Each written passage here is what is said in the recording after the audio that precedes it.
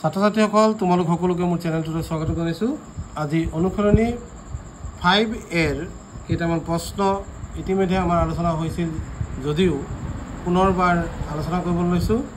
খুব কম সময়ৰ ভিতৰতে এই প্ৰশ্নসমূহৰ উত্তৰ তোমালোকে জানি ল'ব পাৰিবা আৰু ইয়াৰ পৰৱৰ্তী অংশ আমি চেষ্টা কৰিম এই ভিডিঅ'টো সম্পূৰ্ণ কৰিবলৈ। তো বলা আমি আৰম্ভ কৰোঁ। চোৱা 1 নম্বৰ প্ৰশ্নটো দিয়া আছে -2 আৰু 1ৰ মাজত থকা অখণ্ড সংখ্যাটো হ'ব। -2 আৰু 1ৰ মাজত থকা অখণ্ড সংখ্যা দুটা হৈছে -1 আৰু 0। যেহেতু -1টো ইয়াত অপশ্যনত দিয়া নাই, 0টো দিয়া আছে, 0টোৱে হ'ব ইয়াৰ শুদ্ধ উত্তৰ। 2 নম্বৰ প্ৰশ্নটো দিছে চোৱা -6তকৈ ডাঙৰ অখণ্ড সংখ্যাটো হ'ব। -6তকৈ ডাঙৰ অখণ্ড সংখ্যা ইয়াত আছে 0।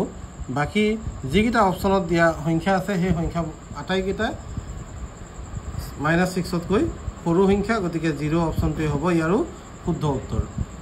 3 নম্বৰ প্ৰশ্নটো দিছে